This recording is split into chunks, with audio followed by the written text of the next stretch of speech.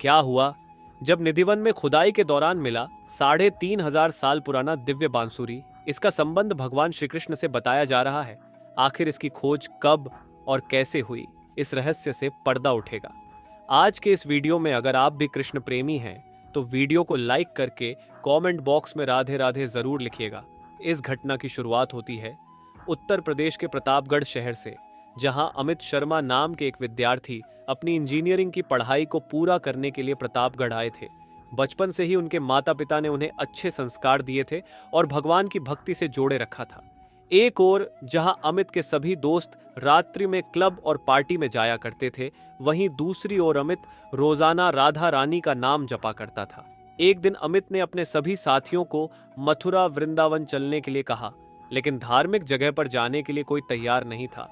वे सभी लोग गोवा निकल गए और अमित अकेला ही मथुरा वृंदावन के लिए रवाना हो गया, क्योंकि वह भगवान श्री कृष्ण की भक्ति में पूरी तरह से चूर था। मथुरा पहुंचकर उसने श्री कृष्ण जन्मभूमि के बहुत अच्छी तरह से दर्शन किए और नज़ारे वाकई में रोंगटे खड़े करने वाले थे। मथुरा के बाद वह वृंदावन के लिए रवाना हो गया।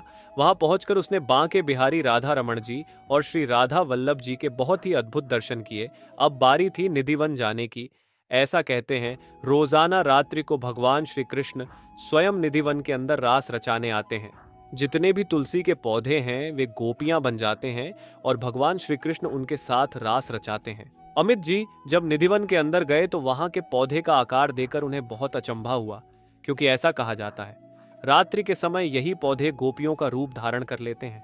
बात है शाम 4 बजे की अत्यधिक भाग दौड़ थकान की वजह से अमित जी का स्वास्थ्य बहुत ज्यादा बिगड़ गया। उनकी बॉडी हाइड्रेट हो चुकी थी और वे उसी स्थान पर बेहोश हो गए। शाम 6 बजे निधिवन से सभी लोगों को बाहर निकाल दिया गया और निधिवन के दरवाजे बंद कर दिए गए, लेकिन बेहोश अवस्था में अमित जी अभी भी निधिवन के अंदर ही मौजूद थे। रात्रि में 10 बजे जब उन्हें होश आया तो उन्होंने पाया कि निधिवन के दरवाजे तो बंद कर दिए गए हैं। वाह, बहुत ज्यादा अंधेरा था।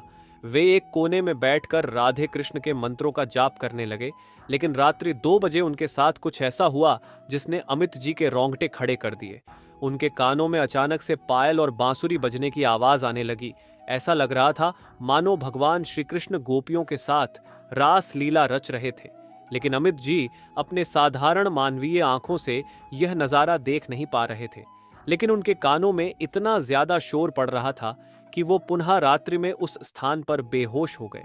सुबह उठे तो समझ चुके थे कि रात्रि में सच में भगवान श्री कृष्ण यहाँ रास रचाने आते हैं, लेकिन वह निधिवन के बारे में और अच्छी तरह से पता लगाना चाहते थे। तो उन्होंने निधिवन के अंदर खोजबीन करना शुरू कर दिया ताकि उन्हें कोई सबूत प्राप्त हो सके।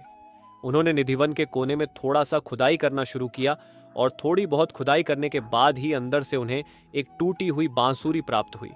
उसी स्थान के पास में खोदने पर उन्हें वहां से बहुत ही दिव्य मुकुट प्राप्त हुआ, जिसके सामने की ओर एक बेशकीमती हीरा भी जुड़ा हुआ था। और ये सारे सबूत यही बात बयां कर रहे थे कि सचमुच में भगवान श्री कृष्ण रोजाना यहाँ पर रास रचाने आते हैं। लेकिन अमित जी काफी बड़े कृष्ण प्रेमी थे। उन्होंने इन चीजों को अपने पास रखने की बजाय सरकार को सौंप दिया, क्योंकि वह पूरी दुनिया को भगवान श्री कृष्ण के चमत्कार से रूबरू करवाना चाहते थे। इसके बाद मुकुट दिव्य बांसुरी को मथुरा के संग्रहालय में संरक्षित रूप से रख दिया गया। दोस्तों, आप हमें नीचे कमेंट बॉक्स में अवश्य बताइएगा कि आप कभी मथुरा, वृंदावन या निधिवन गए हैं।